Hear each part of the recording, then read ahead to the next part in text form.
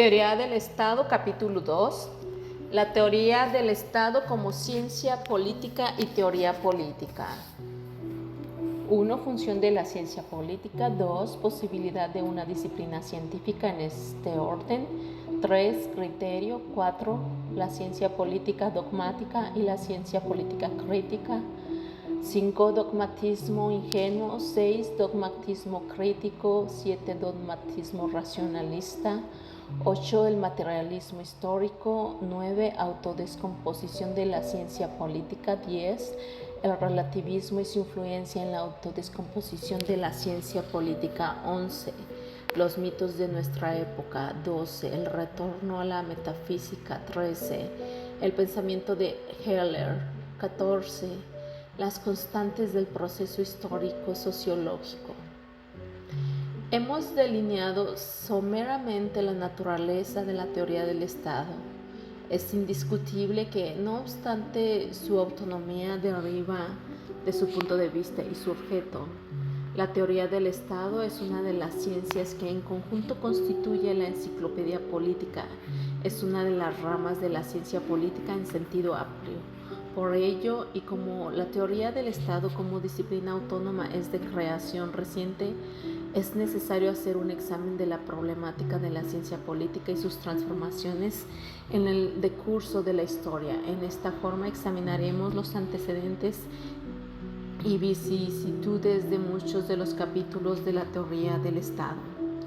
En este examen de la ciencia política o teoría política en sentido amplio vamos a seguir las explicaciones proporcionadas por Hermann Heller, viendo en primer término la función de la ciencia política, en segundo lugar su desarrollo histórico y por último las materias que comprenden su estudio. Entonces nos encontraremos en posición de determinar la problemática y la sistemática de la teoría del Estado. 1. Función de la ciencia política.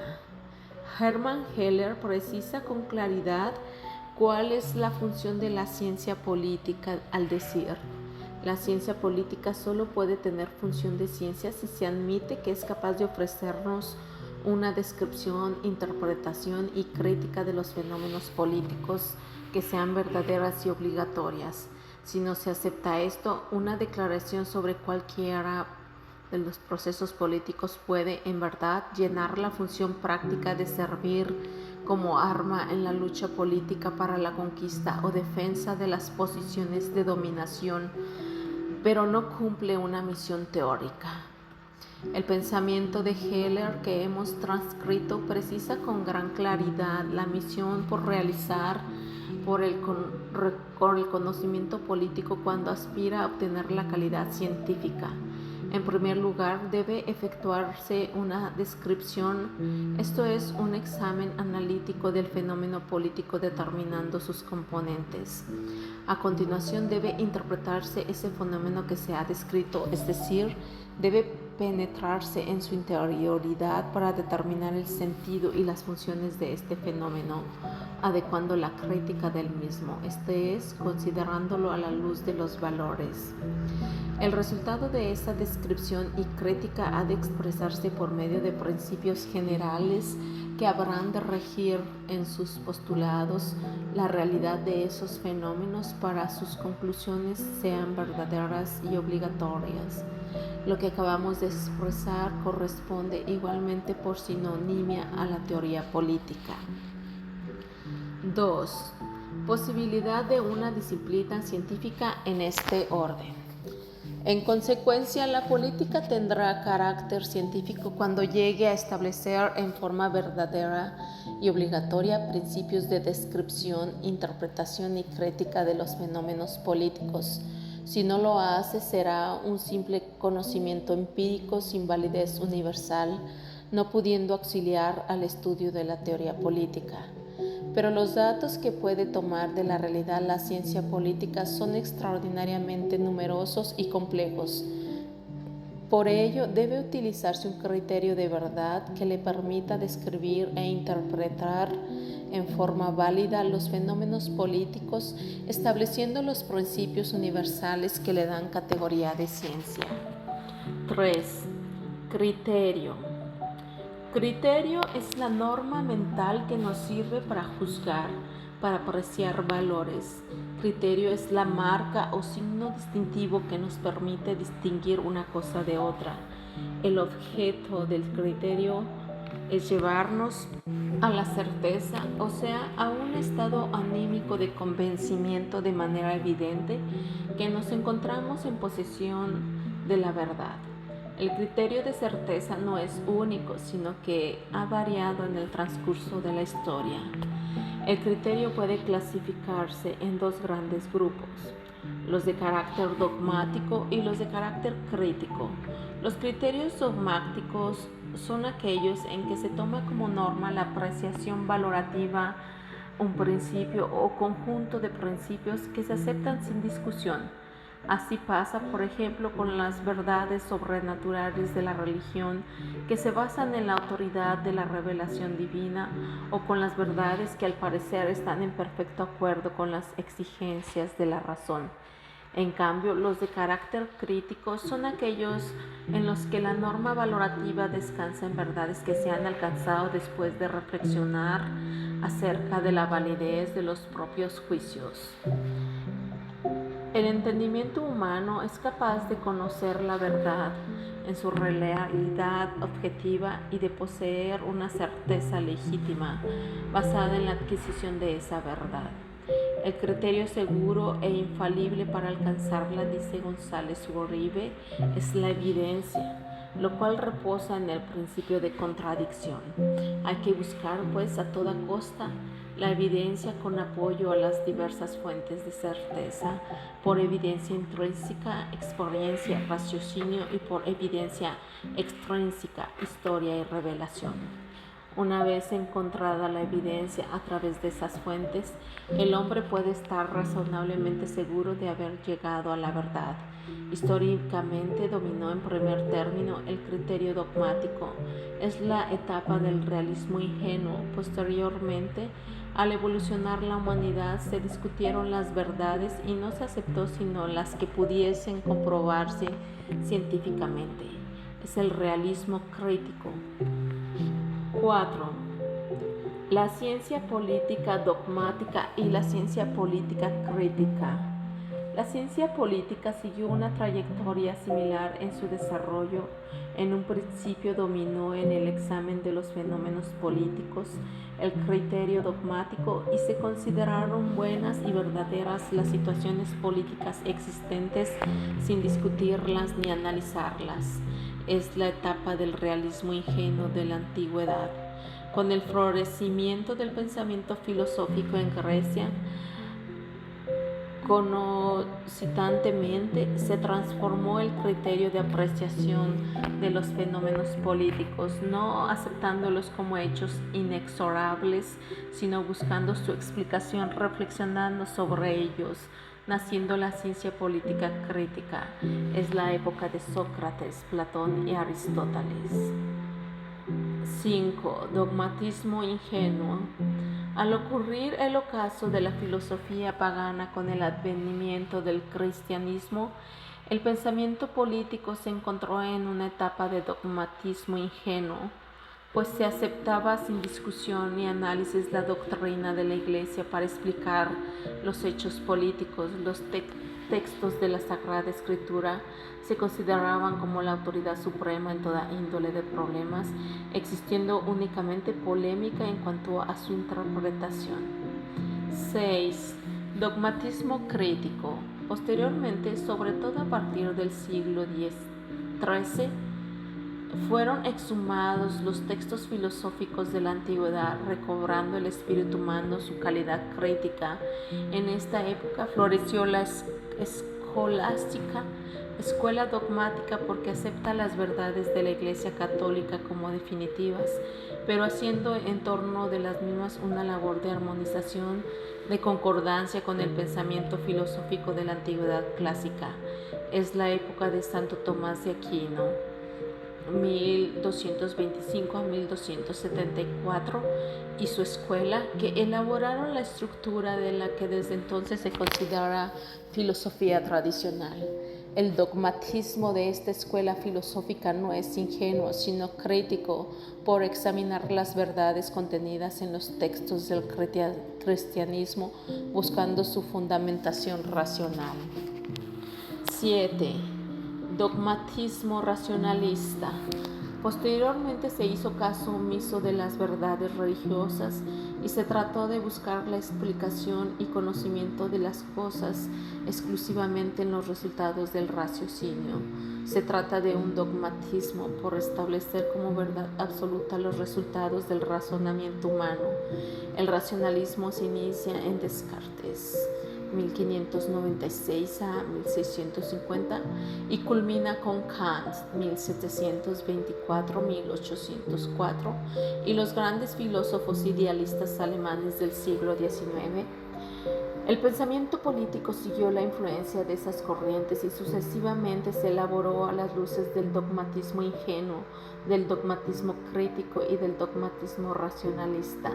Este dio lugar a las elaboraciones de los filósofos políticos franceses del siglo XVIII, que dieron el fundamento ideológico de la Revolución de 1789.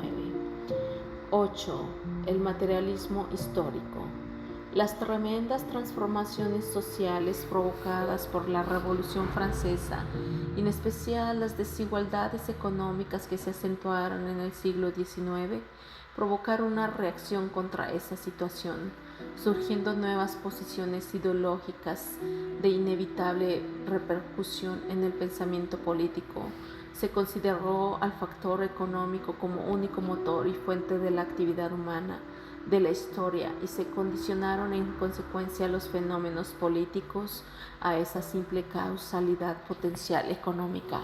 Esta situación originó lo que se denomina 9. Autodescomposición de la ciencia política. En efecto, calificándola, como hemos hecho de acuerdo con Hermann Heller, con el carácter científico por establecer principios de validez universal y obligatorios, de acuerdo con los postulados del materialismo histórico, al quedar sujetos los fenómenos políticos a un cambio incesante, condicionados en forma exclusiva por el factor económico elevado a factotum, ya no es posible establecer principios universalmente válidos, sino analizar las situaciones concretas para hacer una simple enumeración o catálogo de datos.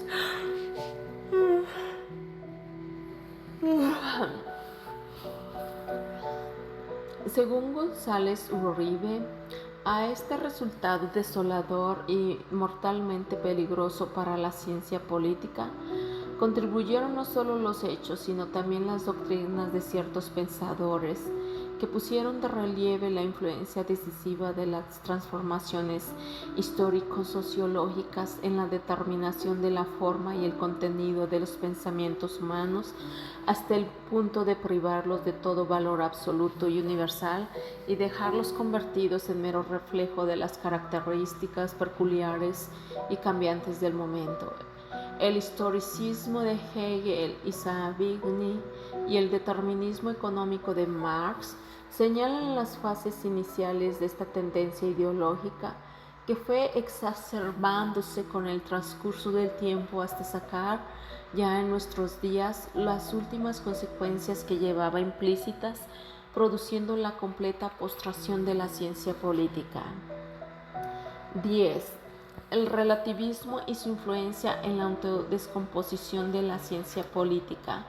La ciencia es un conocimiento de la realidad expresado en verdades o principios de validez universal. Por ello, es presupuesto indispensable de la misma que se admita la posibilidad de conocer la realidad tal cual es, la realidad en sí, en su íntima sustancia. No todas las escuelas filosóficas admiten la posibilidad de ese conocimiento. El filósofo alemán Kant y sus seguidores negaron que sea posible obtener un conocimiento exacto de la realidad. lo sujetaron al relativismo consistente en la deformación que la misma sufre al pasar por las categorías de nuestro entendimiento. La mente humana no puede conocer las cosas en sí, esencias, sustancias, sino tan solo los fenómenos, es decir, las apariencias o modos con que se nos representan esas mismas cosas para nosotros desconocidas. En esta forma no es posible establecer principios de validez universal en relación con el conocimiento, pues la realidad no se puede aprender en su existencia objetiva. A esta corriente se sumaron, para apresurar la destrucción de la ciencia política, el materialismo en Alemania y el positivismo en Francia, que trataron de reducir el universo a un mero juego de leyes físico-químicas, estimando que solo puede tener calidad científica el conocimiento que se aplique a describir la realidad experimentable. En época más reciente, el neocatecismo trató de reaccionar contra esta situación, pero por sus raíces relativistas no encontró una solución adecuada. 11. Los mitos de nuestra época. A falta de principios sólidos en los cuales basar la construcción del pensamiento político y bajo la influencia de la corriente materialista, se ha buscado en nuestro siglo estructurarlo partiendo de la absolutización de determinados valores. El liberalismo absolutizó la voluntad general, haciendo de la misma la fuente de todos los valores políticos y de su justificación, dando origen así al Estado liberal burgués. En nuestro siglo se absolutizó el Estado, colocándolo en la cúspide o fin supremo de toda la actividad humana como el valor más alto, y surgió el fascismo. Se obstaculizó la raza, colocándola por encima de todos los otros valores que se pusieron a su servicio, y nació el nacionalsocialismo. Se colocó a la clase proletaria como valor absolutizado, y se formó así el Estado soviético y las manifestaciones similares al mismo de tipo totalitario. 12. El retorno a la metafísica. En medio de la desorientación creada por estas escuelas filosófico-políticas, con sus desastrosas consecuencias para el pensamiento político y sus construcciones positivas, el único faro de orientación lo proporciona el retorno a la metafísica, la filosofía tradicional, que afirma la posibilidad del conocimiento científico en toda su extensión y profundidad, al considerar posible la aprehensión de la ciencia de las cosas y su explicación por medio de sus primeras causas y sus finalidades. Y a quererlo o no, los grandes pensadores políticos contemporáneos han tenido que abandonar las erróneas teorías del idealismo, del positivismo y del existencialismo, con su colorario de relativismo subjetivista e incluso de nihilismo en el orden de conocimiento, y volver al realismo moderado y al dogmatismo científico que les permite rehacer sobre sólidas bases todo el edificio de la teoría política. González Uribe. Este autor hace una amplia exposición y una acertada crítica de las diversas doctrinas filosóficas que influyeron en la ciencia política, que son de importancia fundamental para nuestra materia. 13. El pensamiento de Heller. Este insigne profesor alemán, aun cuando no pueda catalogársele dentro de los seguidores absolutos de las tesis realistas, proporciona un vigoroso impulso al pensamiento político, al estimar, según hemos visto, que no es posible atribuirle calidad científica sin la admisión de la posibilidad de que establezca principios o verdades inmutables en medio del devenir social e histórico, con objeto de llenar su valor distintiva, consistente en la descripción, interpretación y valorización de los fenómenos políticos, siendo esta la verdadera misión de la ciencia política. 14. Las constantes del proceso histórico sociológico para poder llegar al establecimiento de estas verdades o principios obligatorios, estima Hermann Heller que es preciso fijar las constantes que existen en el proceso histórico sociológico, es decir, hay que determinar las situaciones que permanecen como tales, esto es, invariables a través del incesante devenir de la actividad humana que en su conjunto forma la historia. Estas constantes, fáciles de advertir en el terreno de la estética, por ejemplo, la poesía y el arte griego siguen siendo bellos para nosotros después de 25 siglos. Marx también existe en la filosofía y la política, y es que la verdad en sus atributos esenciales presenta la inmutabilidad. Cuando el entendimiento humano la posee, jamás cambia. Oigamos nuevamente a González Uribe.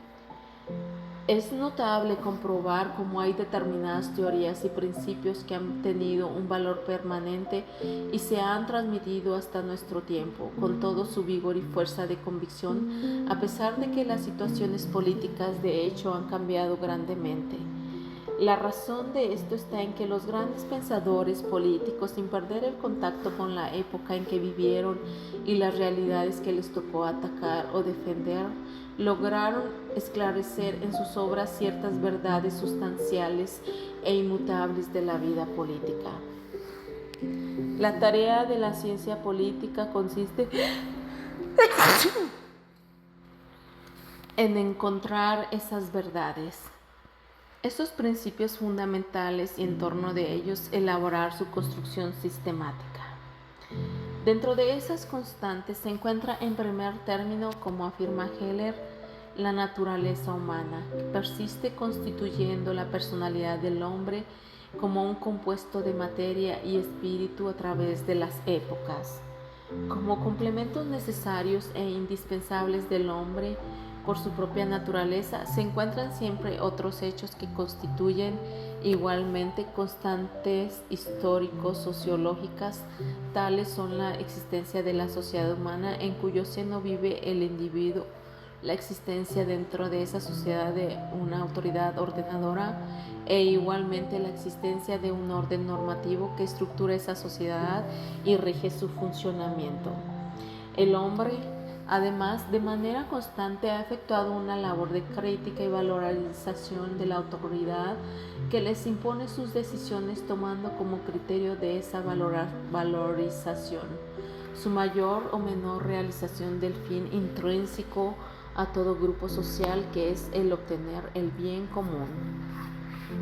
La historia nos presenta datos de la existencia permanente de esas constantes de manera más o menos evolucionada. Por último, los factores geográficos, raciales, etc., condicionan la presencia de constantes sociológicas particulares a los grupos humanos que son afectados por los mismos, imprimiéndoles características distintivas que les singularizan dentro de las diferentes comunidades políticas. Ejemplificando esta afirmación, citaremos a Heller. Factor esencial, dice, en la política de Rusia, tanto de la zarista como de la soviética, ha sido el hecho de que ese país no posea suficientes puertos libres de hielos, así como el que no haya vivido el racionamiento europeo.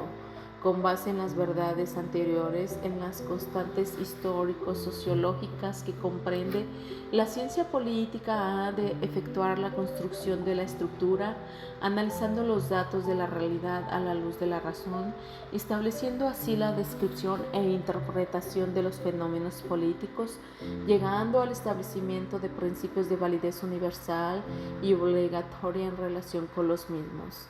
La teoría del Estado, la ciencia política y la teoría política utilizan esas verdades obligatorias que obtienen estas disciplinas para colocarlas como postulados o pilares que sustentarán los principios específicos de su sistemática condicionada por la particularización de su objeto de conocimiento. Recordemos que el Estado es un hecho político y por serlo le son aplicables las verdades genéricas descubiertas por la ciencia política en relación con ellos, pero a la vez presenta perfiles particulares derivados de la especificación de su objeto de conocimiento. El Estado es un hecho político, pero no todo hecho político es un Estado. Para hacerlo debe poseer en su realidad las notas que hemos expresado al formular la noción científica de la sociedad política estatal.